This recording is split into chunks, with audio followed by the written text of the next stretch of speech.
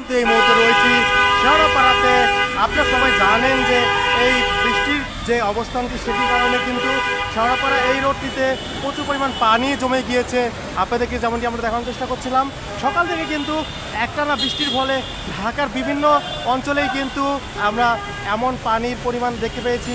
বিশেষ করে এই পানির কারণে কিন্তু অনেক যাত্রী কিন্তু আসলে দাঁড়িয়ে আছে, কোনো গাড়ি পাচ্ছে না। আপনাদেরকে যেমনটি আমরা দেখানোর চেষ্টা করছিলাম, এটি শেওড়াপাড়া থেকে শুরু করে উপল রোডে যাওয়ার একটি রাস্তা। এখানে কিন্তু এই পানির কারণে অনেক বিড়ম্বনার শিকার হচ্ছে, যেমনটি আপনাদের দেখাচ্ছিলাম। আর সামনে কিন্তু পুরো রাস্তাটিতেই কিন্তু আমরা এমন পানি লক্ষ্য করেছি।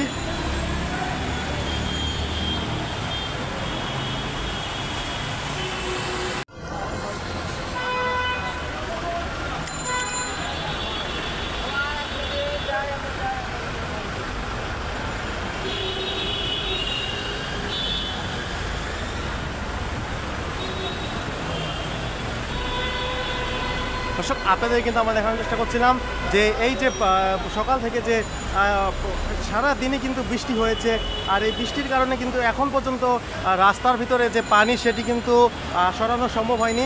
আপনাদেরকে আমরা শেওড়াপাড়া আঞ্চলিক সড়কের যে রোডটি সেটি দেখানোর চেষ্টা করছিলাম, এবং এতে করে কিন্তু সাধারণ মানুষের মধ্যে এক প্রকারের ভোগান্তি তৈরি হয়েছে। তারা কিন্তু দূরে যেতে পারছে না, এবং যতটুকু চোখ যাচ্ছে পুরো রাস্তাটিতেই কিন্তু এইভাবেই আমরা পানি দেখতে পাচ্ছিলাম, এবং আপনাদেরকে আমরা সেটি দেখানোর চেষ্টা করছি। এটা শুধু শেওড়াপাড়া না, ঢাকা শহরে অনেক অঞ্চলেই কিন্তু এমন পানি জমা হয়েছে আঞ্চলিক সড়কগুলোতে। এবং যে বড় বড় এইটি হচ্ছে মিরপুর 10 থেকে সব জায়গায় যাওয়ার কিন্তু প্রধান একটি সড়ক। আর এই সড়কের এমন অবস্থা, এটিতে কিন্তু জনসাধারণের মনে এক প্রকারের ক্ষোভের সৃষ্টি হয়েছে যে আসলে বৃষ্টি হওয়ার পরেও কেন খুব তাড়াতাড়ি পানি সরে যাচ্ছে না। আর এইটি শুধু এইখানে না, আমরা বিভিন্ন অঞ্চলে খোঁজ নিয়ে জানতে পেরেছি যে প্রত্যেকটি অঞ্চলেই কিন্তু এইভাবেই পানি জমে রয়েছে। আপনাদেরকে যেমনটি আমরা দেখানোর চেষ্টা করছিলাম,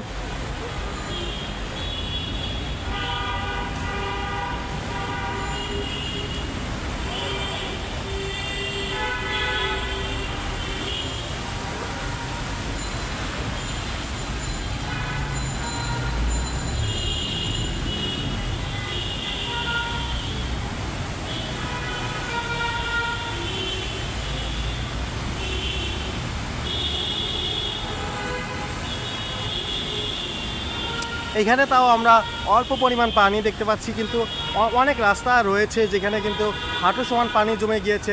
যেমন আমরা গ্রিন রোডের একটি ছবিতে দেখেছিলাম যে সেখানেও কিন্তু আমরা এর চেয়ে বেশি পানি দেখতে পেয়েছি।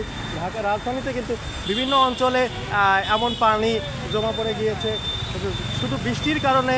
আর পানিগুলো কোথাও না যেতে পারার কারণেই কিন্তু মূলত এই যে পানিগুলো জমে থাকা, এইগুলো আমরা দেখতে পাচ্ছিলাম। আপনাদেরকে আমরা দেখানোর চেষ্টা করছি।